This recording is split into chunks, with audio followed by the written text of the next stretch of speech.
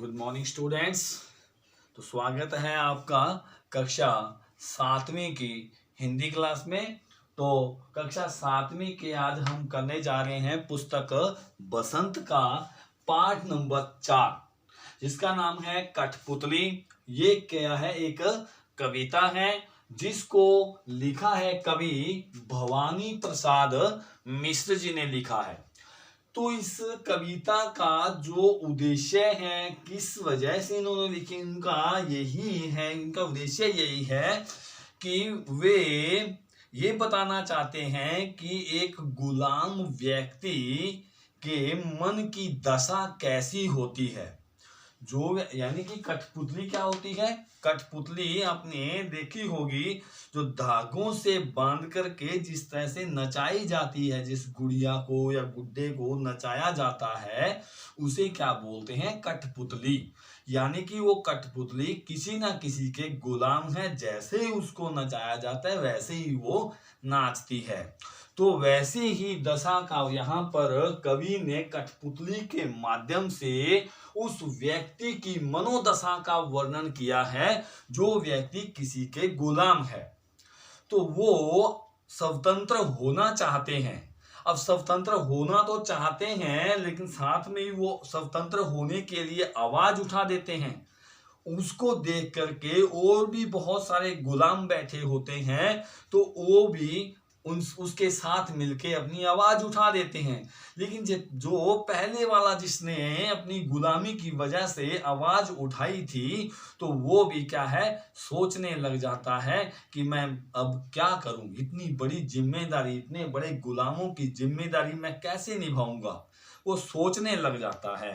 तो वो ही इसके अंदर कवि ने अपने भाव व्यक्त किए हैं। तो आप पढ़ के देखते हैं।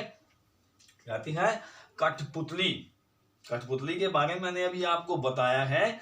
कठपुतली क्या होती है? ऐसी गुड़िया या ऐसी मतलब खिलौना जो ऊपर धागे बांध के उसको नचाया जाता है, धागों से एक किसी ट्यून पे नचाया जाता है उनको, तो वो होती है कठपुतली। कठपुतली गुस्से से उबली, बोली ये धागे क्यों हैं मेरे पीछे आगे, इन्हें तोड़ दो, मुझे मेरे पांव पर छोड़ दो। अब जो कठपुतली है, जो धागों से बंधी हुई है, वो बहुत गुस्से से बोल रही है। यानी कि उसको बहुत गुस्सा आ रहा है कि मेरे को इन्होंने चारों तरफ से बांध क्यों रखा है, ये मेरे आगे पीछे ये धागे क्यों बांध रखे हैं, कृपा इन्हें करके तोड़ दो। यानी कि मुझे मेरे पांव पर छोड़ दो, यानी कि मैं जिस हाल में हूं मुझे उसी हाल में छोड़ दो। मैं अपने पैरों पे खड़ी होना चाहती हूं, मैं स्वतंत्र होना चाहती हूं।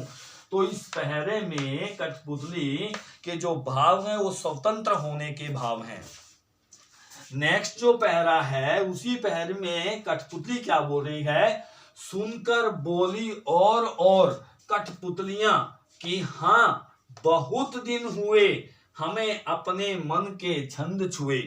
जैसे ही पहले वाली कठपुतली ने अपने स्वतंत्र होने की आवाज उठा दी, वैसे ही उसकी आवाज को सुन करके जो और कठपुतलियां हैं उन्होंने भी आवाज उठा दी और वो कहने लगी कि हाँ, बहुत दिन हो गए हैं कि हमने अपने मन के छंद छुए का मतलब अपने मन के जो भाव हैं वो किसी के सामने व्यक्त नहीं किए हैं। तो हम भी क्या है, स्वतंत्र होना चाहती हैं। हम भी अपने मन की कुछ करना चाहती हैं। तो इस प्रकार यहाँ दूसरे पहरे में भी जो कठपुतलियां हैं वो भी जाग गई हैं। अब जो पहली कठपुतली है उसकी जो मनोदशा तीसरे पहरे में बताई गई है, वो क्या सोच रही है? कहती है मगर पहली कठपुतली सोचने लगी, ये कैसी इच्छा मेरे मन में जगी। अब जो पहली कठपुतली है वो ये सोचने लगी कि ठीक है, ये मेरे पीछे सारी की सारी कठपुतलियां स्वतंत्र होना चाहती हैं, गुलामी से निकलना चाहती हैं, लेकिन वो ये सोचने लगी कि ये इच्छा मेरे मन में क्यों जाग गई कि मैं इस गुलामी के विरोध में आवाज क्यों उठाने लग गई। कि मेरे पीछे और भी कठपुतलियां जाग गई और इतनी जो कठपुतलियां हैं इन सब की जिम्मेदारी मैं कैसे उठाऊंगी, तो वो उसको सोचने लग जाती है। ठीक वैसे ही जो हम मनुष्य हैं, जो किसी के गुलाम होते हैं, वो भी क्या करते हैं, इसी तरीके से यदि वो आवाज उठा लेता है तो और भी उसके पीछे और खड़े हो जाते हैं, आवाज लगाने के लिए और खड़े हो जाते हैं।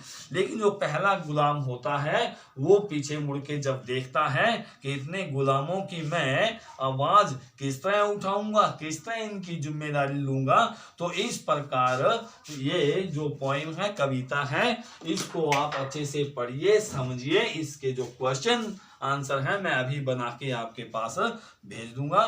धन्यवाद।